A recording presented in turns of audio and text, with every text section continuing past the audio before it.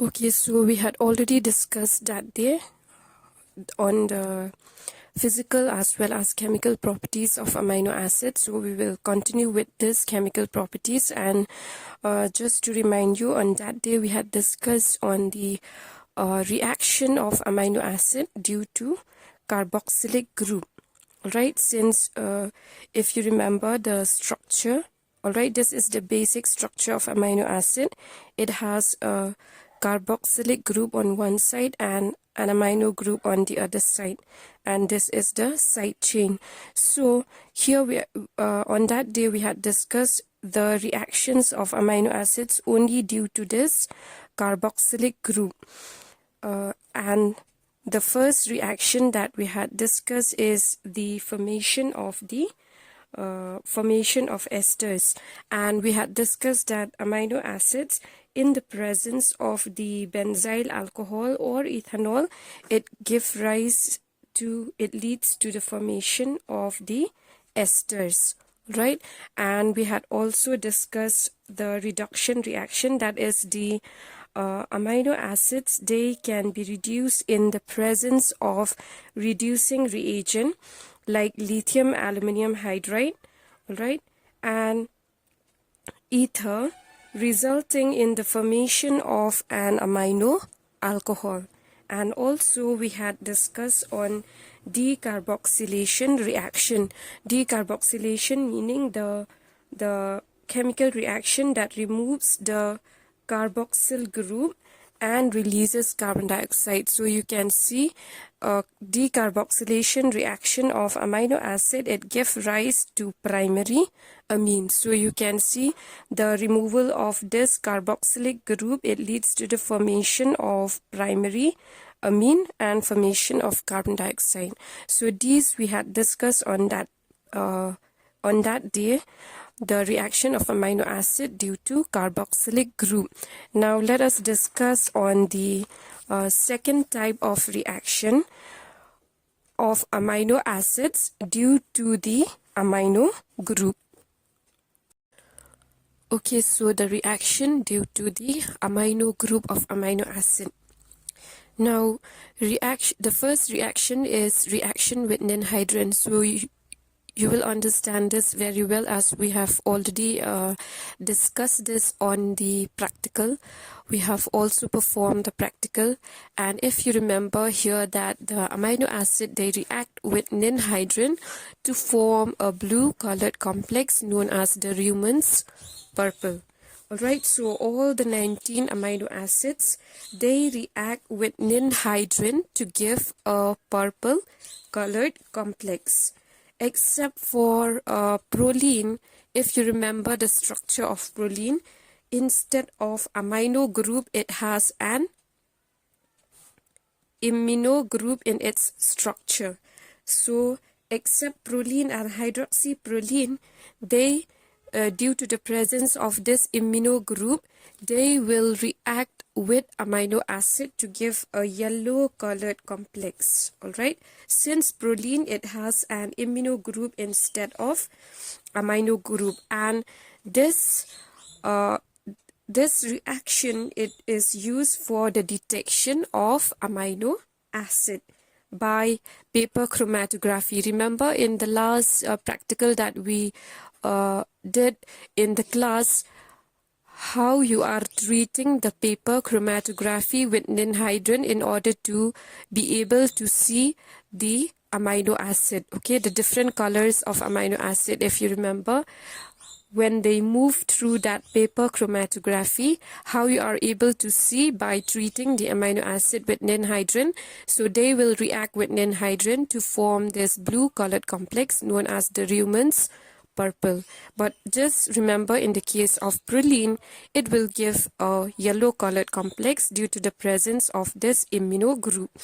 And as you can see in this reaction, this is a ninhydrin along with amino acid. In the first step, they will give rise to this compound hydrin dantin.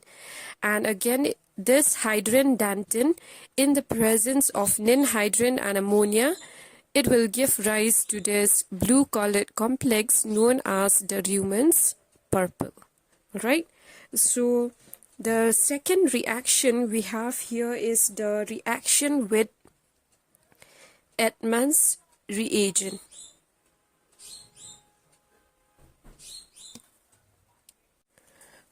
Okay, one more thing, the if you remember, when we are doing this practical, all right, for determining the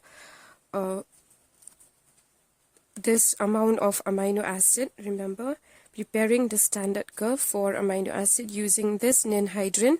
So that this purple colored complex, it has an absorption at 570 nanometer of visible light, and also if you remember that this reaction, it can detect 1 microgram of amino acid, so we can find the amount of amino acid through this reaction, so through this experiment. So the next reaction, that is the reaction with Edmonds reagent. This Edmonds reagent is also known as a phenyl isothiocyanate. Okay, so this is the name of this reagent, Edmonds reagent, phenyl isothiocyanate. This compound, it reacts with amino acid to give rise to this phenyl thiohydantoin. Alright, so this Edmonds reagent, actually this compound, it reacts with amino acid in suppose in a polypeptide chain. We know that amino acid are linked together, right, through a peptide bond. We will talk about this in detail after I finish this chemical reaction of amino acid. We will talk about this peptide bond, alright. So these amino acids are joined together through a peptide bond, right, to give rise to a long molecule of peptide, okay, polypeptide or protein. So here actually using this reaction, this Edmonds reagent, it reacts with the amino acid in the N-terminal. Alright, because you know that when these amino acids, you have already studied the basic structure of amino acid. It has the amino group, alright, then a carbon, hydrogen, the side chain, and the carboxylic group. So when they join together like this in a peptide bond, you will see that an amino group of this one, it involved with the carboxylic group of another amino acid, okay, to form a peptide bond. Like that, all these in between, they join together, okay, through carboxylic group of one amino acid and amino group of another amino acid. They join together to form a polypeptide chain. But what about these amino acid, the first one and the last one? So the first one, meaning here the amino group of the first one will be free, and here the last amino acid, the carboxyl group of this last amino acid, will be free. So that this site is termed as the N-terminal. Okay, we will talk about this in detail, alright. When we finish this reaction, we will talk about this peptide bond formation and all these in detail. So just remember that this will be the N-terminal and the other side will be the C-terminal, alright. As the carboxylic group of this last amino acid will be free, so this will be termed as the C-terminal. But in between, we know that since they form a bond, the amino group of one amino acid will form a bond with the second amino acid. So it's like that. Alright, the carboxylic group of this will form a bond with the amino group of this, will give rise to the formation of a peptide bond in order to form a long chain of amino acid. So what I mean to say here is that in this Edmonds reagent, since here we are talking about the reaction of amino acid due to amino group, so that means the amino acid in the N-terminal, alright, not in the C-terminal. Since the amino group of this amino acid is free, that is in the N-terminal, it will react with this Edmonds reagent and it will cleave this amino acid from this N-terminal. Suppose when this amino acid, it has been cleaved and removed, then this reaction, actually this Edmonds reagent, it will react with this amino acid in the N-terminal without disturbing the other amino acid in a polypeptide chain.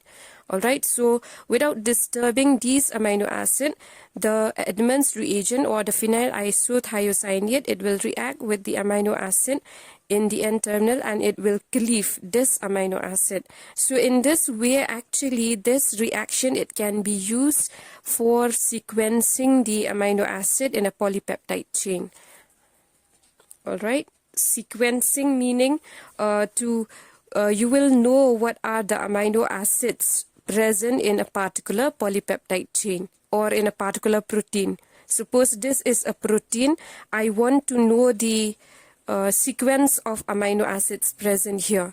You know, right from your basic knowledge about this, you already understand that we get amino acids from, in a central dogma of biology, we have DNA. From DNA, we will get RNA during process of transcription. Then during translation, we will get proteins.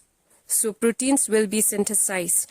And what are these proteins? Actually, they are long chain of amino acids. So amino acids will be joined together to form proteins. So if you want to know what are the sequence, suppose here in this amino acid I have leucine, then proline, then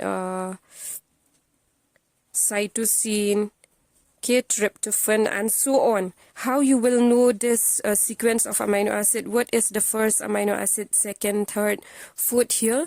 So to know the sequence of amino acid, this you can use this reaction.